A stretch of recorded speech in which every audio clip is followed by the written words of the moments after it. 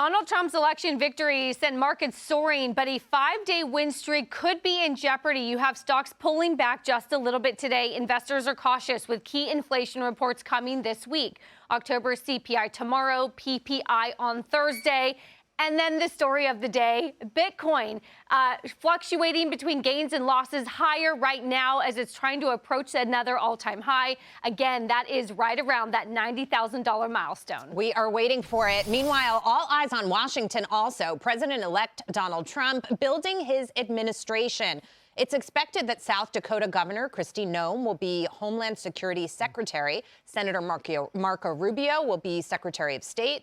Florida Congressman Mike Waltz is confirmed as Trump's national security advisor, and Lee Zeldin will head up the EPA. We're also looking forward to a historic meeting between President Trump and President Biden at the White House tomorrow. Speaker Johnson also extending an invite to the president-elect to meet with House Republicans on Capitol Hill. For more on all this, let's bring in Bill Hemmer, America's Newsroom co-host. It's always great to have you to get your input. Afternoon. Nice to see you guys. We are watching cabinet and administration building, and it's fascinating as these people are coming out of the woodwork here, but in some ways, not unexpected. They all have been superstars the last 4 years, and Trump is gravitating towards people he knows will help him take the agenda forward. Yeah, I think, I was talking with a couple of my colleagues who weren't around during the first time when Trump came in. I just think he learned a ton of lessons. And he's been amazingly quiet the past week. I observe, active on Truth Social, but pretty much out of sight. And my guess is he's managing it, and he's trying to make the right picks and talking to world leaders along the way. What I see in a lot of the picks so far, I don't think there's a lot of shockers there. I see youth and I see energy, and I think that's what he's gone so far. Right. To fill a lot of these spots. Well, it's pretty amazing when you have 4 years to learn on the job, then 4 years to think about it, and then come back and take another crack at it. Some of these picks I find fascinating because you've got like a Lee Zeldin for EPA, okay? He's leading that organization, but his job's not to grow it. His job is to shrink its influence. He's going to get sued by people outside of the EPA who want him to grow it. That's a weird spot to be, but he's a lawyer. And that seems to be a really key criteria. It could be. I listened to all 3 hours and 2 minutes of the Joe Rogan interview. I was the one on 2 times speed, but nonetheless, I got through it. One thing that Trump said that I did not fully appreciate in this, especially for the Business Channel here, is that he said, yeah, we did the tax cuts, but that really wasn't the real driver of our economy in 2017, 18, 19. He said it was cutting down on regulations. And when he went out and talked to business leaders, when they told him that it was, once you got rid of the regulations, we were free to roam, free to grow at that point. And what he told Rogan is that he didn't realize the impact on the overall economy once you start chopping through these regulations. Does this feel overall like adults in the room? Not to say that 2016 wasn't, but real big adults in the room, especially if you think about picks like Tom Homan. Yeah. I think he learned a lot. I remember him saying one time, he said, I've been to Washington 7 times in my life and I've never stayed overnight. And I don't know if that's true or not, but that's what he said. Right.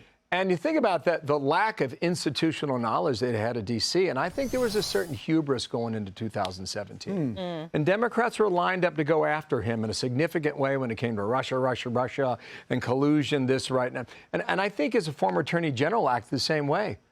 Jeff Sessions responded to the pressure by appointing the special counsel, which really paralyzed the first 2 years of his term. Right. I would argue that. I think Trump would argue that in a big way, too.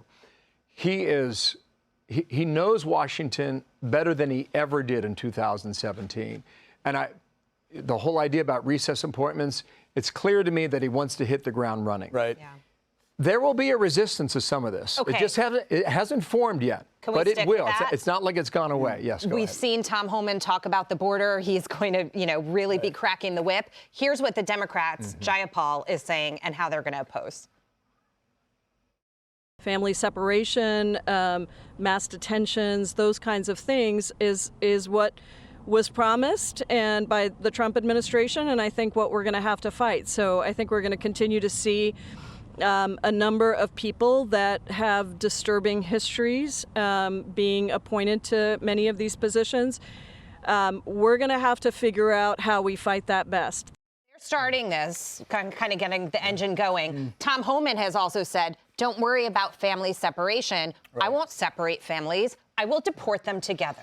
I would say two things on this. If you get a video or a picture, an image of a baby being, crying, the media is going to run with it, and that's going to hurt this whole campaign. My understanding is that they're going after criminals, known gang members, and potential terrorists who are already here. My understanding is that list is quite long.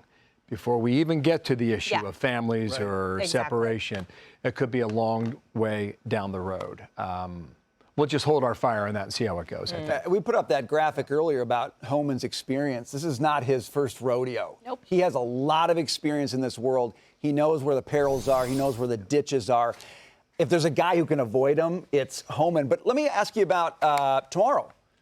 Two presidents will meet at the White House. I think it's an extraordinary moment. I think we just have to think about this now for a second. You're going to have a former president who left Washington, D.C. with a note in the desk.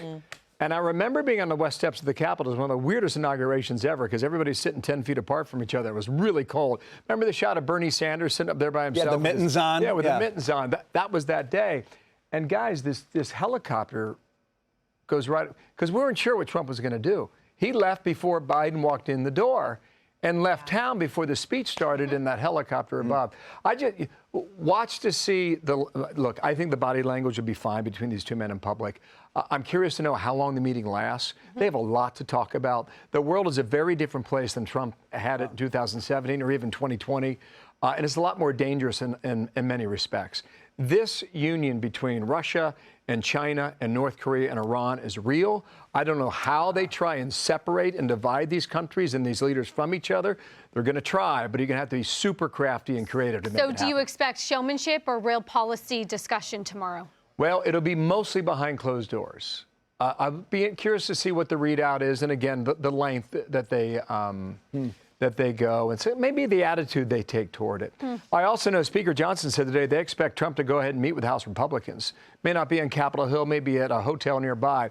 I guess the point, if folks remember January, February, March in 2017, get ready, because it's about to come busting through the door yet again, starting tomorrow at 11 o'clock hour. I remember, and we are all gearing up for it, because you'd wake up in the morning and he would turn your life upside down because he would change everything and start, I mean, as a reporter. You think about world leaders, how you manage an asymmetric politician like Trump. How do you do it? I mean, he really gave people, he spun their heads around on so many occasions and made people pause, and I think, to great effect. He did not get the victory he wanted in North Korea.